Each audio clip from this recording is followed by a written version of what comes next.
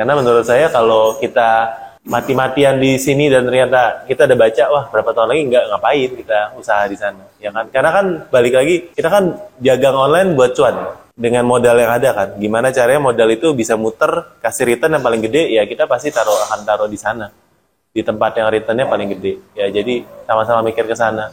Karena kalau lihat kiblatnya di Amerika 70% seller China yang mereka kirim dari sana, taruh gudang Amazon terus jualan.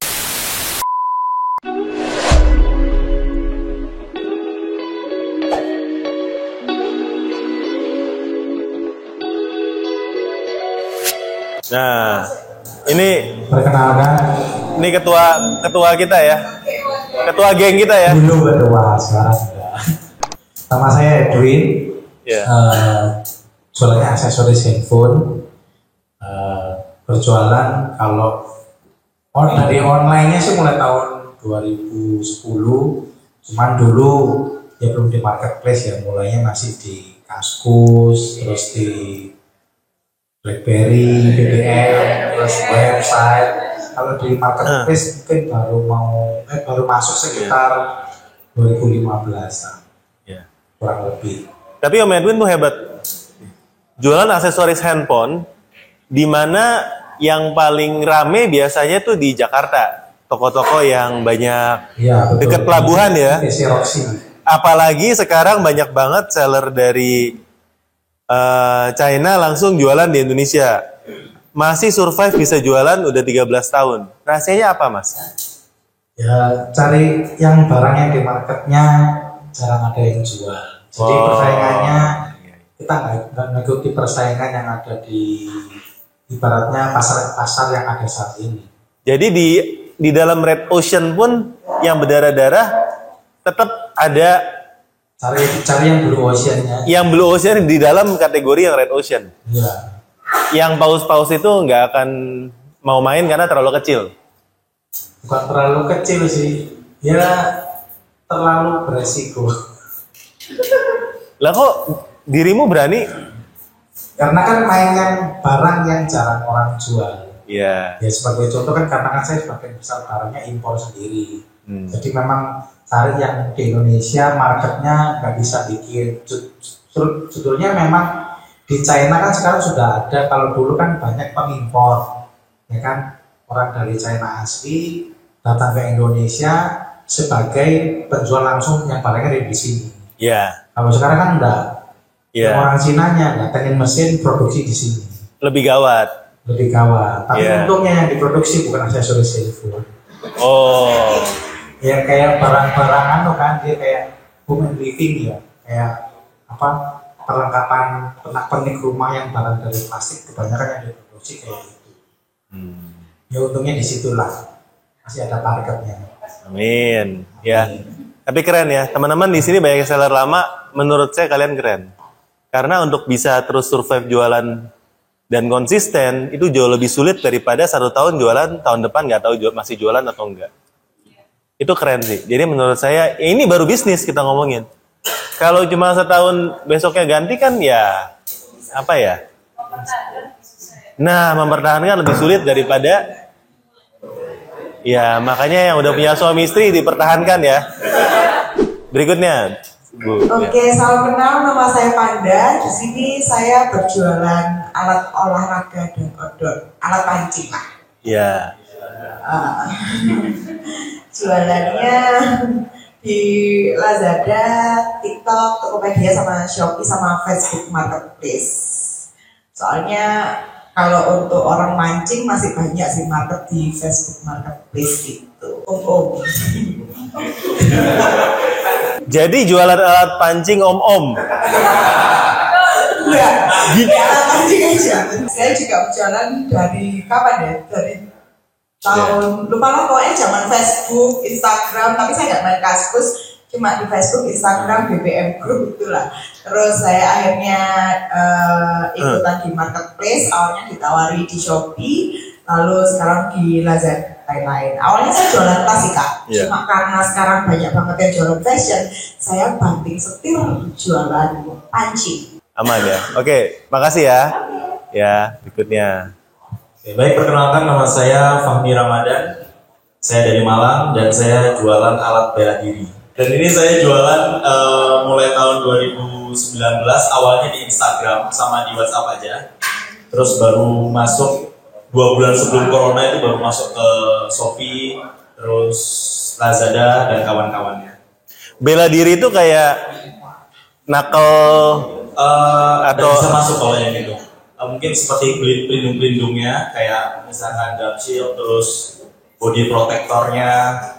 Kan ada beberapa alat-alat bela diri yang untuk perlindungan gitu ya. sarung tinju. Sarung tinju seperti itu. Itunya apa yang buat Samsaknya. samsaknya ya bisa ya kayak gitu ya. Oke, perkenalkan nama saya Taufik. Jualannya kosmetik. Kosmetikmu berbepom atau enggak? Bepom. Ini yang saya jual itu kosmetiknya saya sebagai reseller, jadi bukan brand sendiri. Oh jadi menjual brand orang ya? Benar. Satu brand atau multi brand? Multi. Multi brand ya. Lebih enak jual produk orang kalau kosmetik atau enggak? Karena belum pernah buat brand sendiri, jadi kurang paham kali ya. Ya, Tapi ya. kalau dipikir-pikir kalau kita bangun brand sendiri, harus mikirin gimana cara brandnya naik, terus dikenal, terus developnya kayak gimana, nanti cocok apa enggak sama apa namanya yang penggunanya, nanti kita bikin tahu-tahu jerawatan, repot juga sih. Repot ya. Ya halo, kenalin namaku Aldo, aku dari Malang, aku jualan snack jajanan. Jualannya di Tokopedia, Shopee, Lazada, Bibli, TikTok. Barusan juga nih buka di Aku Laku. Laku nggak mas? Laku kebetulan. Wah bener ya, sesuai nama ya. Iya. Jualannya mulai 2020 akhir mungkin ya, 2020 akhir sampai 2021 lah. Ya, selamat malam, nama saya Vivi. Saya berjualan jilbab sekarang. Awalnya jualan fashion cewek dropship tapi Iya. ya lumayan sih waktu tahun 2014 kayaknya. Terus karena saya berhijab, akhirnya jualan jilbab dengan harapan waktu itu memang jilbab lagi tinggi-tingginya, lagi naik-naiknya. Dengan harapan waktu itu bisa gampang gitu jual jilbabnya, tapi ternyata ya ya susah-susah gampang, tapi alhamdulillah masih bertahan sih sampai sekarang. Halo, selamat malam. Nama saya Kade. Malam. Terus saya baru berjualan masih 1 tahun di kategori aksesoris wanita.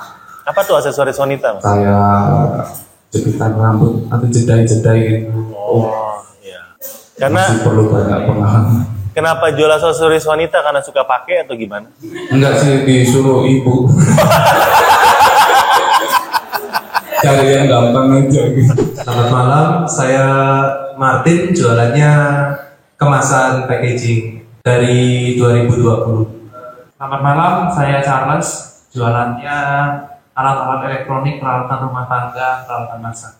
Nanti kalau teman-teman ada apa mau kolaborasi apa atau lagi ini ya kita saling support aja lah ya. Karena menurut saya sekarang challenge-nya mungkin bukan buat di kita sesama pemain lokal ya, tapi pemain luar sih ya. Dan itu kalau Om Edwin tadi bilang kan itu ngeri banget loh. Ya kalau di Jakarta atau di Surabaya saya nggak tahu ya. Ya sejak setelah COVID-nya ini naik, maksudnya mereka kan nggak boleh Shopee Export kan nggak boleh ya. Sejak saat itu kan udah mulai masuk ke sini. Terus kayak TikTok juga ya.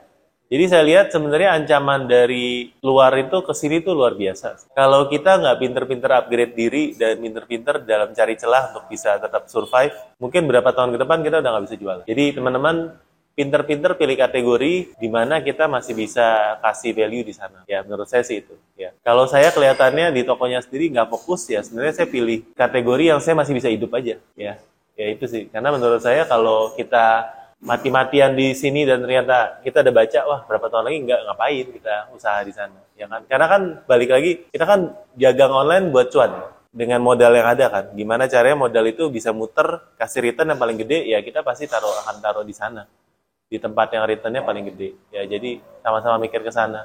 Karena kalau lihat kiblatnya di Amerika 70% seller China, yang mereka kirim dari sana taruh gudang Amazon terus jualan. Indonesia belum, tapi kita nggak tahu. Karena beda ya, kalau sana tenaga kerja kan mahal segala macam. Indonesia mungkin masih murah, mungkin kita masih bisa bersaing, tapi benar-benar harus efisien banget ya. Jadi ya pinter-pinternya kita lah dalam beradaptasi dan berjualan.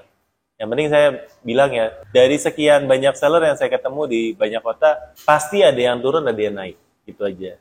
Yang turun banyak ya kan, yang ngeluh banyak. Tapi yang naik kok selalu ada kok, banyak yang masih naik. Saya yakin di sini juga masih banyak yang masih terus naik ya kan. Jadi jangan jadikan kita turun itu sebagai alasan kalau kondisi market lagi sepi.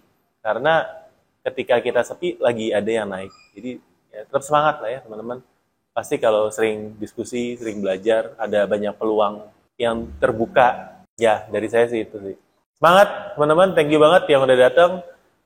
Mudah-mudahan ya kita bisa saling berkolaborasi, saling ini ya, keep in touch ya, boleh DM saya di Cerita Om Botak.